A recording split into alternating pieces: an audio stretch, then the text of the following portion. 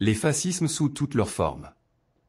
Le contournement suivant est symétrique au précédent, puisqu'il s'agit ici, non pas d'accompagner la dynamique socialisante, mais au contraire de la combattre, et plus globalement, tous ceux remettant en cause radicalement le système capitaliste et impérialiste. Je veux parler là de la pointe avancée de ce combat que constitue le fascisme, ou plutôt des fascismes sous toutes leurs formes.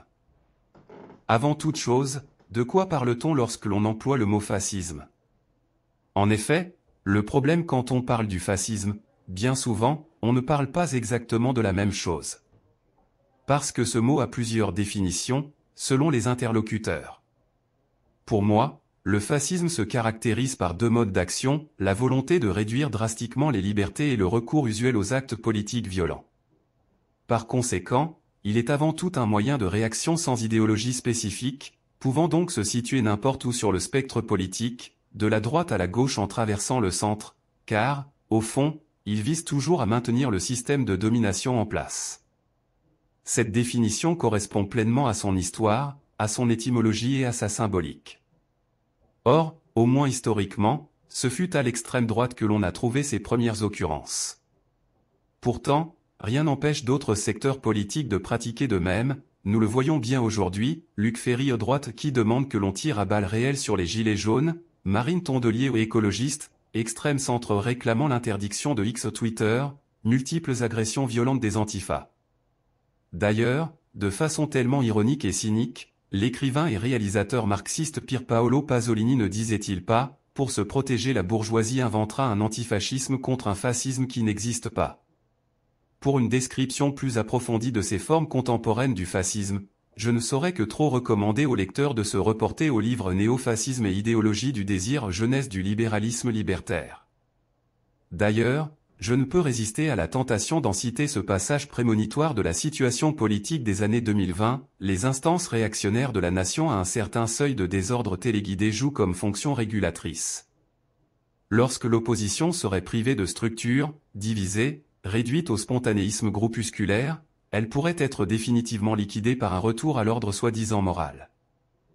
Je pense avoir suffisamment étayé cette définition du fascisme pour désormais en examiner les implications présentes. Bien entendu, ces premières manifestations furent celles du fascisme d'extrême droite mussolinien et hitlérien, qui combattit le communisme dès le début de son expansion à la suite de la barbarie constituée par la Première Guerre mondiale, dont un des résultats fut la naissance de l'URSS. On remarquera d'ailleurs que pour se justifier, mais aussi se définir un avenir tentant d'échapper au nihilisme, confère. Ceux-ci essayèrent de construire une idéologie, une philosophie alternative au capitalisme, dont certains éléments sont éminemment intéressants, et même pertinents, du fait même de son positionnement. Ceci justifie de s'appuyer sur certains de ces éléments passés et présents, car inévitablement, toute pensée ne peut que se connecter au moins partiellement à la réalité et en exprime fatalement une facette.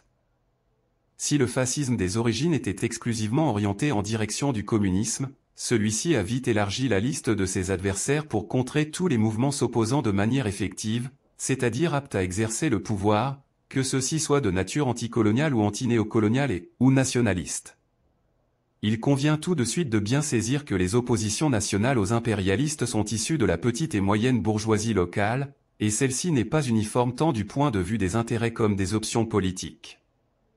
Certains secteurs ayant intérêt à collaborer avec les pays impérialistes, la bourgeoisie compradore, et d'autres dépendant de l'activité dans le pays se trouvant spoliés par plus fort qu'eux. D'où des variations dans les alliances en fonction de circonstances politiques et de la frange de la bourgeoisie locale occupant le rôle de leader. Par exemple, en Chine, le Kuomintang de Chiang Kai-shek fut tour à tour allié ou opposant au Parti communiste chinois. Parmi les dirigeants non communistes résistant à l'impérialisme des USA, on citera Juan Perón, Gamal Abdel Nasser, Charles de Gaulle, Salvador Allende, Muammar Kadhafi ou Vladimir Poutine, tous ont été contestés, déstabilisés, voire renversés et assassinés avec le concours de fascistes prenant la forme tantôt de militaires réactionnaires, tantôt celle d'islamistes, mais aussi à gauche ou au centre par l'extrémisme d'une idéologie par ailleurs populaire. C'est d'ailleurs ce qui explique la présence et la promotion des collaborateurs nazis par le régime de Volodymyr Zelensky en Ukraine. Une variante de l'extrême écologisme se concentre sur les questions locales, sur les comportements individuels. Ils promeuvent la surveillance des attitudes de tous par chacun. Ils font la police morale en mangeant exclusivement des végétaux, par exemple, au mépris de leur nature omnivore, ce qui les oblige à consommer des compléments alimentaires, mais surtout en stigmatisant ceux ne respectant pas la planète. Ce sont les fouilleurs de poubelles, notamment. Ils sont prêts à dénoncer leurs voisins aux autorités s'ils ne font pas le tri dit sélectif, dont la plupart du temps les divers bacs finissent par être déversés dans le même conteneur. Qui plus est, les mêmes vilipendent les populistes, en invoquant les heures sombres du XXe siècle, où la délation battait son plein. Pour y voir clair, comme toujours, il convient d'en revenir à une analyse de classe. Le fascisme de gauche, du centre ou de droite est toujours issu de la petite bourgeoisie. Attention, comme évoqué précédemment, la petite bourgeoisie n'est pas monolithique, on le constate clairement lorsque l'on compare un petit entrepreneur de la périphérie avec le cadre d'un grand groupe international vivant en centre-ville. Il devient dangereux lorsque la haute bourgeoisie choisit d'y recourir, c'est ce qui constitue le contournement. Ces relais d'extrême gauche et d'extrême centre sont particulièrement utiles à une époque où il convient de détruire les souverainetés nationales, afin de lever les freins à l'expansion des monopoles mondialisés, des multinationales, au travers d'une pensée unique, par définition indiscutable.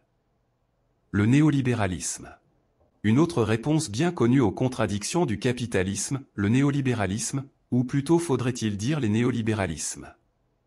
Nous anticipons ici un peu sur les effets délétères induits par ces réponses à sa crise systémique, puisque le néolibéralisme est lui-même un contre-coup du contournement la socialisation rampante. Mais qu'est-ce que le libéralisme ? Outre la définition présente dans le glossaire, disons qu'il s'agit de l'idéologie affirmant que la liberté de chacun maximise le bonheur de tous. Les contradictions issues de la mise en œuvre de cette affirmation et notamment celles étant irréductibles, et ont conduit à la crise systémique et à l'orientation keynésianiste qui devient adoptée massivement. À la même époque, une autre famille alternative naît, celle du néolibéralisme. Une famille dans laquelle on peut distinguer deux lignées. Celle dont l'une des figures de proue est le journaliste Walter Lippmann, organisateur d'un colloque fondateur en 1938. On le nommera courant, prônant la jeunesse d'un homme nouveau au moyen de l'ingénierie sociale. L'autre courant, connu aujourd'hui sous le terme libertarien, propose de laisser le marché agir seul le plus possible et, par conséquent, prône la réduction de l'État à sa plus simple expression. Ces deux courants s'opposent dans une certaine mesure, mais partagent malgré tout les mêmes options libérales fondamentales, et en particulier la privatisation des secteurs économiques devenus rentables. À partir des années 1970, face à la crise marquant la fin des Trente Glorieuses, c'est le courant qui devient désormais la ligne s'imposant politiquement au travers des figures de Ronald Reagan et de Margaret Thatcher. C'est l'avènement de ce qu'appelle Michel Clouscard et cette époque le libéralisme libertaire. L'homme nouveau à construire doit d'une part s'opposer aux producteurs, prolétaires, et d'autre part, aux valeurs bourgeoises traditionnelles, petite bourgeoisie, afin de diviser, d'atomiser le plus possible la société et ainsi la dominer politiquement, mais également économiquement par les grandes structures et la création ex nihilo de nouveaux marchés. Le moyen pour y parvenir, les transgressions. Dès lors, tous les comportements déviants sont promus, car tout est bon pour diviser, consommateurs contre producteurs, femmes contre hommes, enfants contre parents, homosexuels contre hétérosexuels, etc. L'autre résultat escompté consiste à fabriquer un homo marchandicu, fluide, liquide, malléable, adaptable, monétisable, sans culture, acceptant la concurrence de tous contre chacun.